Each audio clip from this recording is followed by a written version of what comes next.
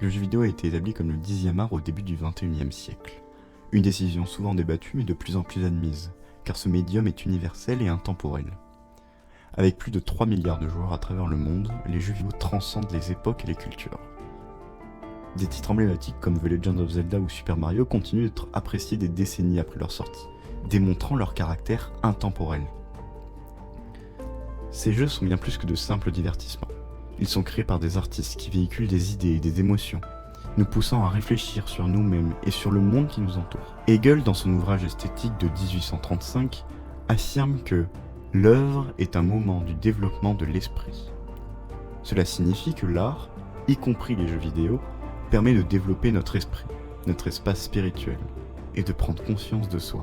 En nous immergeant dans des univers virtuels, les jeux vidéo nous invitent à explorer des thèmes profonds et complexes. Ils nous permettent de nous lier aux personnages, comme s'il s'agissait d'une extension de nous-mêmes. Parmi ces thèmes, l'un des plus universels et des plus fascinants est celui de la mort. Présent dans toutes les cultures, la mort est un élément central de l'expérience humaine. Elle est entourée de rituels, de cérémonies et de croyances variées, comme la réincarnation ou l'existence d'un paradis. Les religions qui structurent des sociétés depuis des millénaires confrontent la mort et cherchent à comprendre, à la rassurer. De nombreux philosophes et artistes ont exploré ce thème, et aujourd'hui la peur de la mort reste une idée largement répandue. Elle est souvent perçue comme une fin absolue, même si des concepts comme la réincarnation ou le paradis offrent une forme de continuité. Les jeux vidéo en tant que médium artistique ne font pas exception à cette exploration de la mort. Ils utilisent ce thème de manière variée, parfois de manière classique, comme dans The Witcher 3, parfois de manière originale, comme dans Journée, où la mort devient une retraite spirituelle. Mais la mort dans les jeux vidéo peut aussi poser des défis narratifs. Par exemple, dans The Legend of Zelda, la mort du héros peut créer une dissonance narrative, car elle ne s'intègre pas logiquement dans l'histoire du jeu. De la même manière, dans Call of Duty, l'idée d'abattre la moitié de l'humanité à soi seul est absurde. Les créateurs doivent donc être ingénieux pour intégrer la mort de manière cohérente. Mais comment les jeux parviennent-ils alors à transformer notre perception de la mort ? Est-ce que c'est simplement un outil pour rendre le jeu plus captivant ?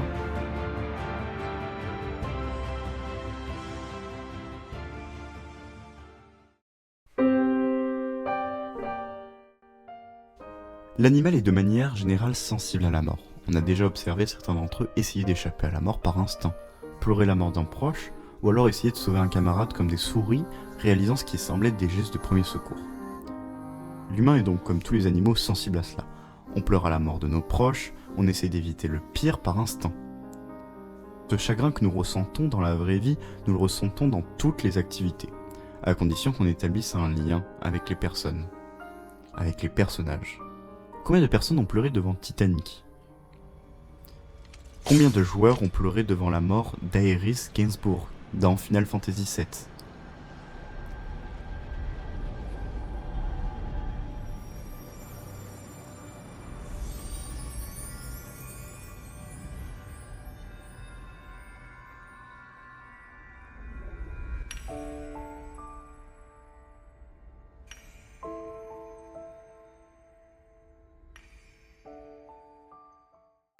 Prenons sa mort en particulier.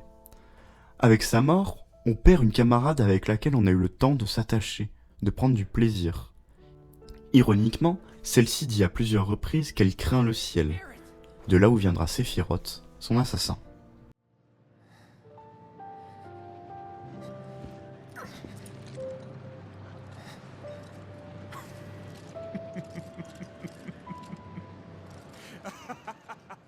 Ce sentiment de tristesse se ressent dès la mort d'un camarade.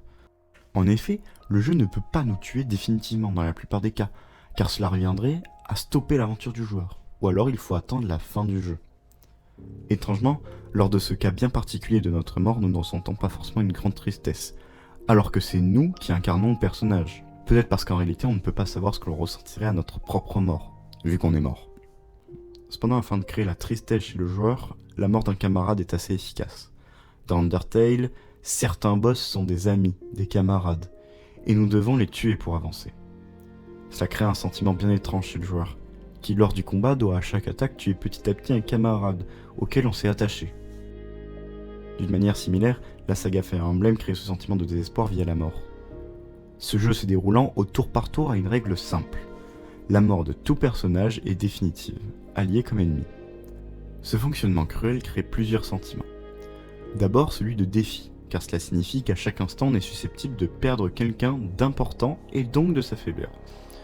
Le second sentiment est la peur, une peur permanente, celle de perdre quelqu'un, un camarade. Puis viennent les sentiments de tristesse et de désespoir réel face à la perte d'un personnage. Ces sentiments vont conduire la plupart des joueurs à désactiver cette fonction de mort permanente ou d'essayer de tricher en reprenant une sauvegarde où l'allié n'est pas mort, démontrant alors que ce sentiment nous culpabilise et nous essayons de le rejeter, de le repousser. Cela nous affecte donc en tant que personne de voir un proche mourir, bien que virtuel. Le désespoir ressenti peut même se communiquer.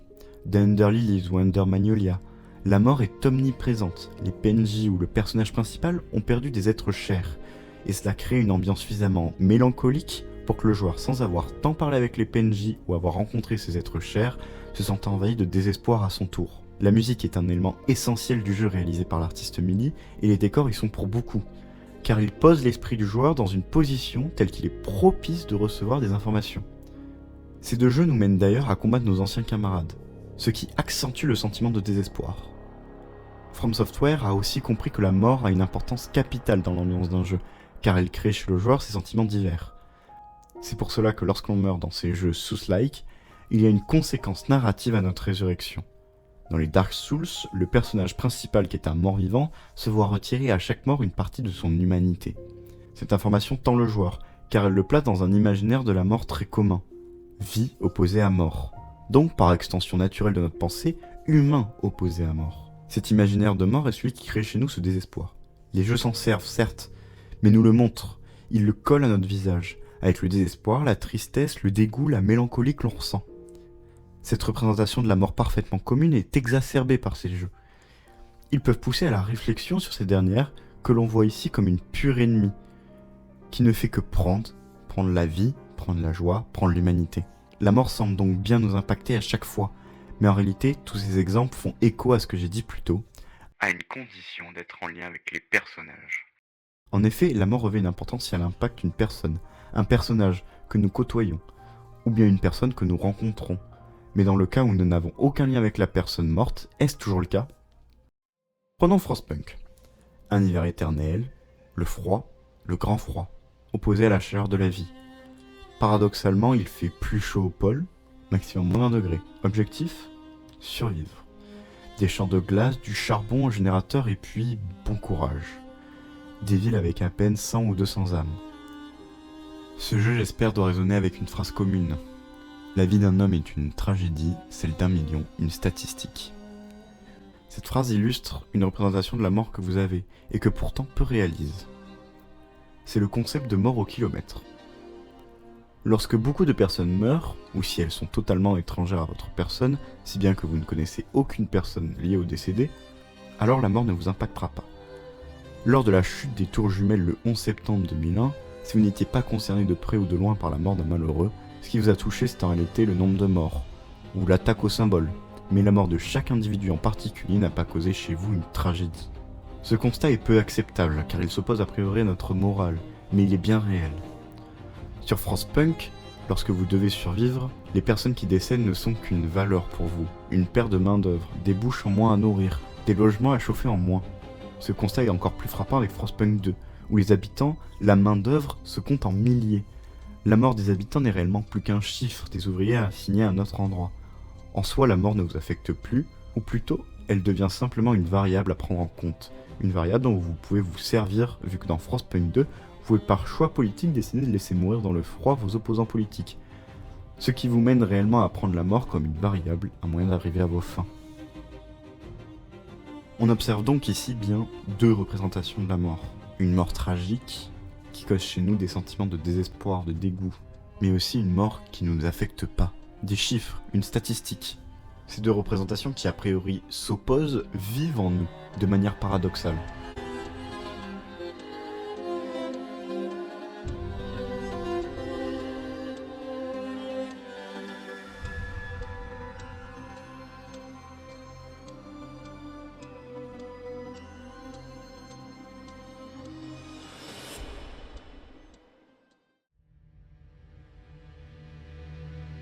a tendance à penser que la mort nous apporte a priori que de la tristesse ou une statistique.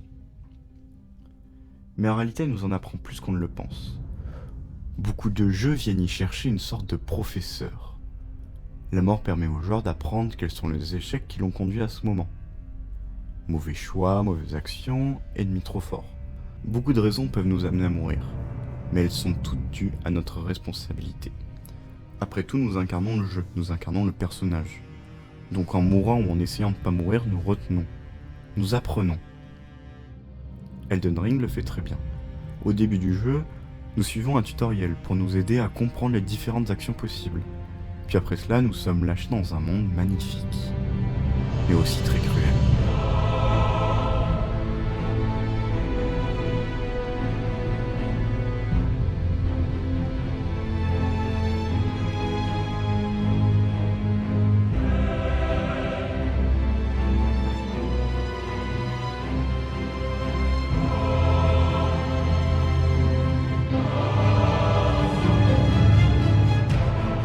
Le premier ennemi du monde que nous rencontrons est un boss. Excès de confiance, on meurt. On réessaye, après tout ce n'est pas possible de mourir aussi vite. On remeurt. Et on comprend que ce monde est cruel et vicieux. On apprend à rester à notre place. La première horde d'ennemis, on meurt, on apprend la discrétion. Puis on commence à ne plus mourir. Toutes nos morts nous ont permis d'en arriver là. Et en réalité, la potentialité de la mort nous force à apprendre toujours plus afin de survivre.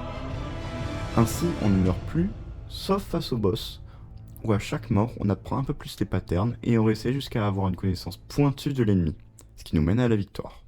Lorsque vous vous rapprochez de la fin du jeu, les développeurs savent que vos compétences sont telles qu'une horde de petits ennemis est inutile et ne créerait qu'une lassitude, une frustration, car il n'y a plus d'enjeu. Ainsi, le jeu ne se transforme qu'en une succession de boss afin de conserver la potentialité de la mort. Lorsqu'on y regarde d'un peu plus près, le nombre de jeux qui utilisent cette mécanique est assez conséquent. Zelda Breath of the Wild, Deep Rock Galactic, Mario, Ender Lilies, Hollow Knight, The Rogue, Fable 2. Tous ces jeux ont des façons d'aborder la mort d'une manière qui leur est propre, mais tous partent du même principe, le die and retry. Ce principe de mourir et recommencer minimise la frustration du joueur, en recommençant avec une punition plus ou moins violente. Chez Elden Ring, on perd notre argent, nous permettant de gagner en puissance, mais il est possible de le reprendre. Hollow Knight, Mario, Zelda nous punissent à leur manière. Ainsi, presque tous les jeux sont des die and retry actuellement.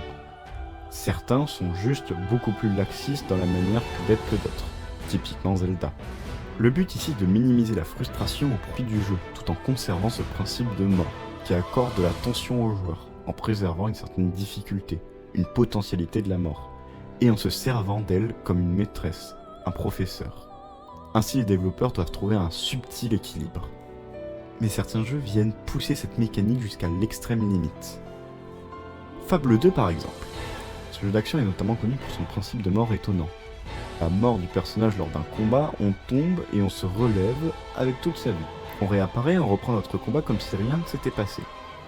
Le jeu cherche simplement à utiliser le principe qu'on appellera par la suite mort professeur, sans quasiment aucune punition à part la perte de quelques points d'expérience. Ainsi, il semble y avoir eu volonté d'éliminer tout ce qui paraît a priori mal dans le principe de die and retry, à savoir la frustration pour en conserver tous les bénéfices.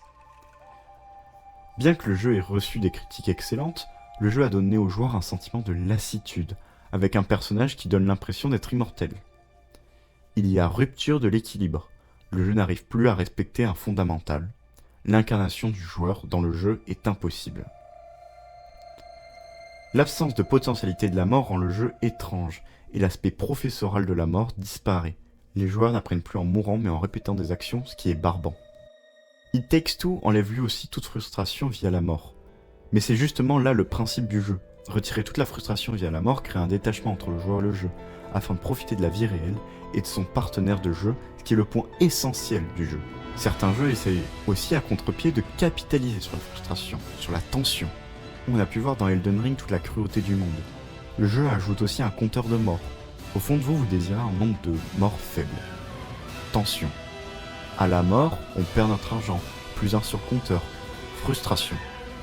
La réussite crée de la joie, un plaisir intense. Même chose pour les Battle Royale. Fortnite, la potentialité de la mort crée de la frustration. Vous vous rapprochez du top 1, vous suez, tension. La mort, elle, crée la frustration. La victoire, la joie. Cet équilibre existe depuis les bornes d'arcade. La vitesse du jeu apporte de la tension. La potentialité de la mort, de la frustration. Des gains, de la joie. Ce subtil équilibre reposant sur la mort semble nécessaire. Brisez-le en chassant la mort, vous aurez Fable 2. Brisez-le en accentuant un point de la mort, les critiques seront contre vous. Certains jeux arrivent à briser cet équilibre, mais se cachent derrière un environnement. Par exemple, dans les jeux Mario, on remarque deux types. Les Mario purement familiaux, où la difficulté est faible. Et donc, à la manière de It Takes Two, le but est de vous réunir, de communiquer entre vous. La mort, si elle existe, sert donc à vous apprendre, mais il ne faut pas qu'elle prenne une place trop grande. Car le jeu n'a pas intérêt à vous faire réfléchir sur ce concept. Et on retrouve aussi les jeux solo Mario, où Nintendo laisse une difficulté accrue, comme les Mario et Luigi, où la mort peut être possible pour se servir de la mort comme professeur. Tout cela en dit long sur notre représentation de la mort. En effet, pour nous, la mort est synonyme de fin. Elle est dangereuse, potentielle à chaque instant, et se résume à un échec. Elle nous apprend donc à nous relever de ces échecs, à toujours essayer. Grâce aux jeux vidéo, on trouve ici au contraire aussi un aspect qui peut sembler plutôt positif de la mort. Mais elle est aussi très addictive. Son absence nous fait ressentir l'ennui, rompt le lien entre le jeu vidéo virtuel, imaginaire, et notre être. La tension qu'elle procure nous fait monter en adrénaline, nous pousse à aller toujours plus loin. L'idée de sa potentialité permanente apporte le sel dans notre vie. Dans notre imaginaire, nous fuyons la mort constamment, mais en réalité nous nous confrontons toujours à elle, via les sports extrêmes ou bien les voitures. Nous aimons le risque, et le jeu vidéo nous montre à nous-mêmes notre mensonge, et nous permettent d'assumer une nouvelle représentation de la mort. Celle de la mort professeur. Ainsi, cela sous-entend que la mort, aujourd'hui, est paradoxalement le moteur de notre vie. On vit donc en nous avec deux paradoxes. Le premier, celui d'une mort tragique, mais aussi d'une mort statistique qui ne nous affecte pas, et en même temps, le paradoxe d'une mort qui nous permet de vivre, une mort qui nous enseigne.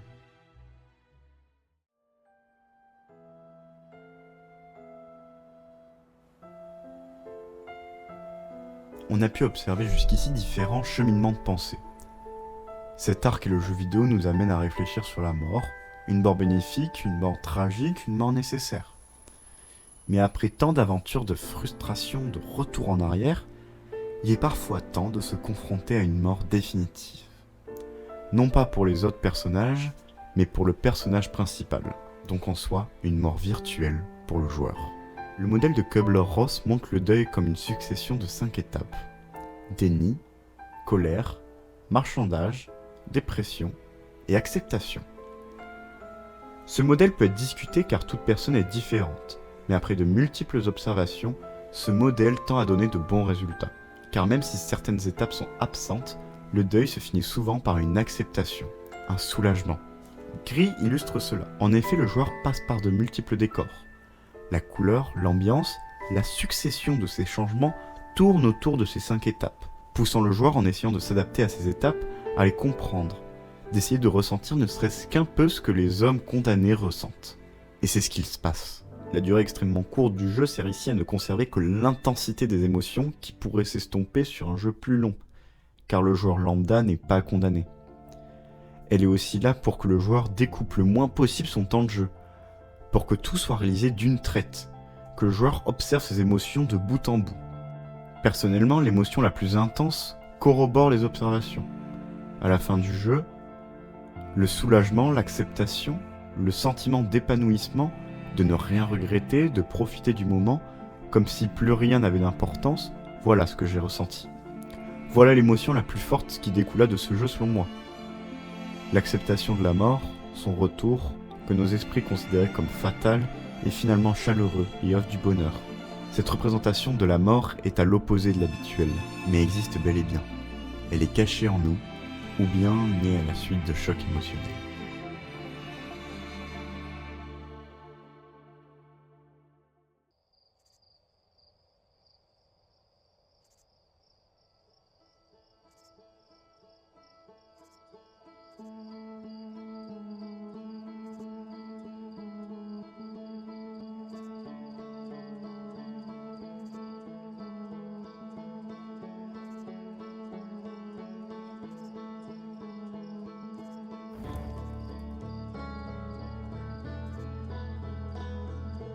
Dans Outer Wilds, vous incarnez un alien, une espèce extraterrestre.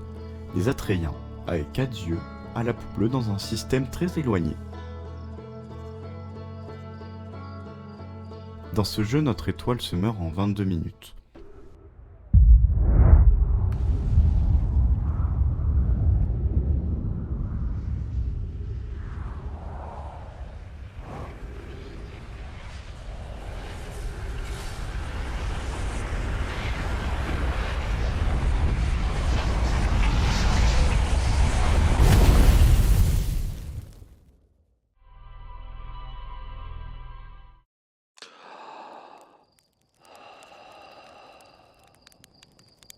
Ou plutôt, notre univers se meurt.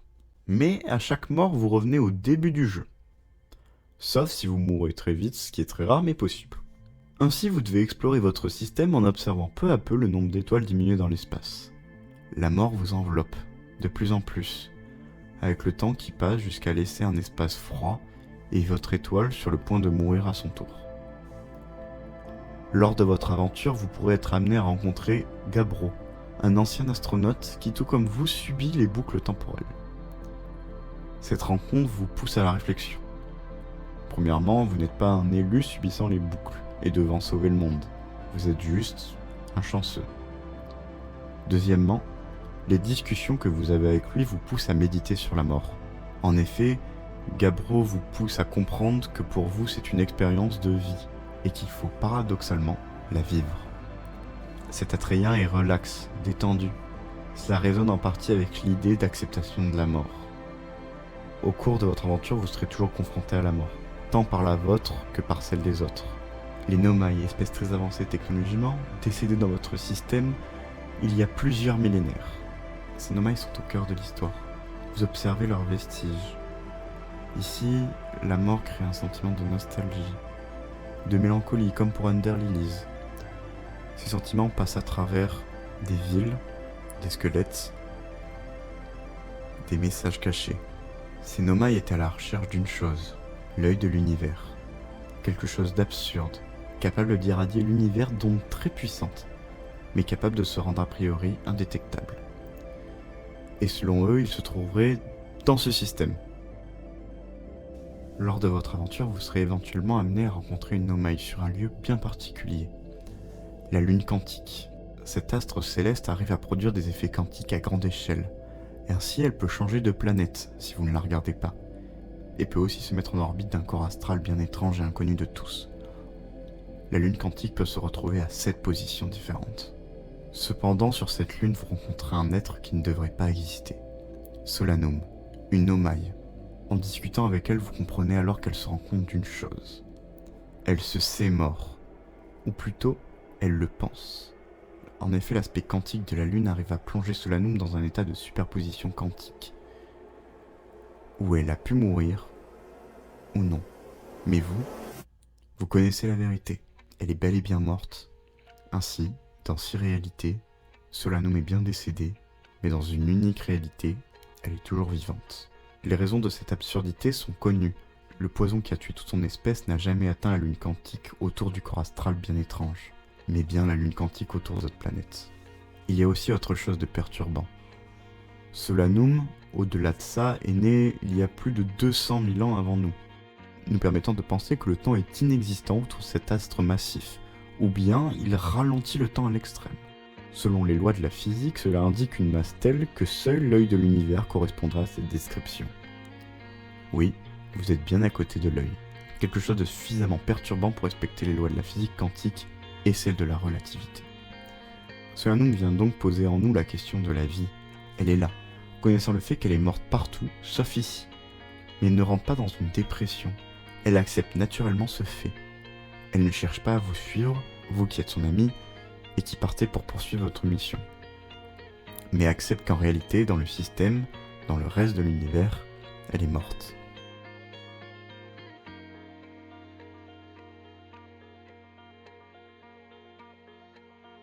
Lors de votre aventure avec le DLC, vous rencontrez aussi une espèce encore plus ancienne, les Holking.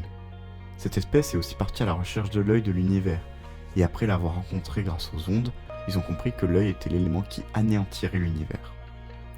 C'est lui le destructeur qui cause la mort de notre étoile.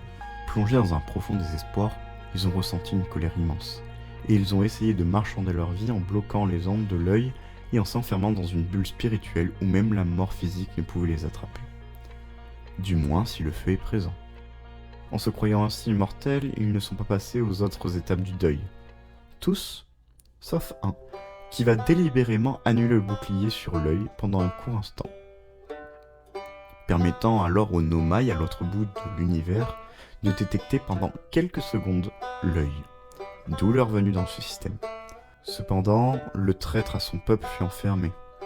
Cette tête lui a décidé par ses actes que la mort était une fatalité et qu'il ne fallait pas s'opposer à elle mais l'accepter, que tout est un cycle, une boucle. En le libérant, il deviendra votre ami et éteindra lui-même sa flamme, comme pour s'opposer à ses frères, mais aussi pour trouver enfin le repos, vous amenant à vous demander le sens de toutes ces boucles que vous réalisez.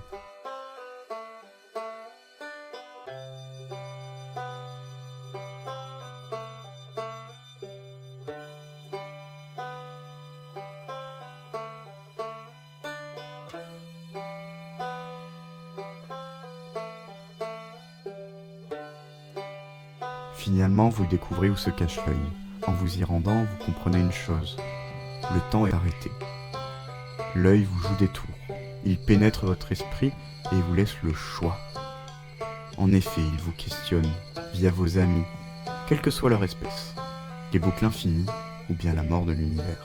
En effet, rien ne vous interdit de couper le jeu et de laisser votre personnage avec qui vous êtes lié vivre indéfiniment dans ces boucles. Mais naturellement, le joueur, en écoutant une dernière fois cette musique nostalgique qui vous a accompagné le long de votre aventure, comme si elle savait, elle connaissait votre choix, le joueur choisit d'anéantir l'univers, de le laisser comme il aurait toujours dû être, et, comme une vieille amie, elle revient vers vous, la mort. Vous retournez avec vos amis dans un sentiment de soulagement avec la mort. Le jeu vous montre par un clin d'œil que la mort n'est qu'un éternel recommencement, une boucle infinie, car l'univers renaît avec de nouvelles espèces.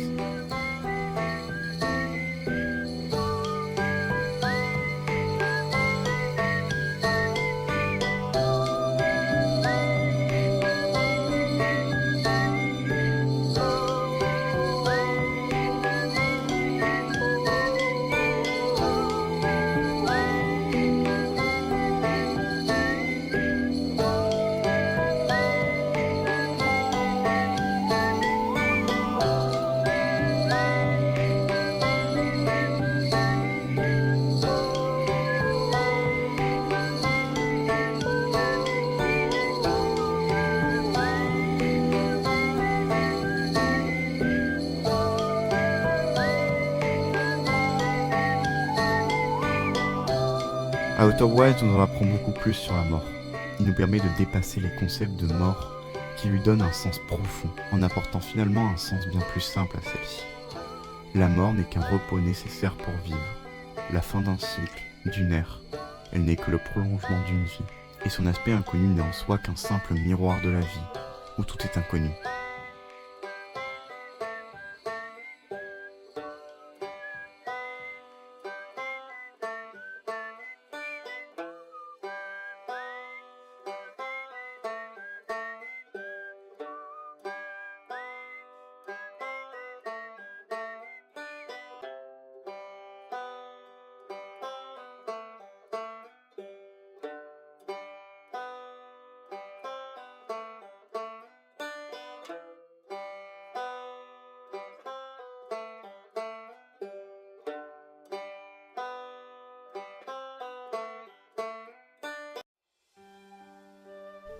Les jeux vidéo, par leur beauté, leur musique, leur gameplay et leurs histoires, nous transforment.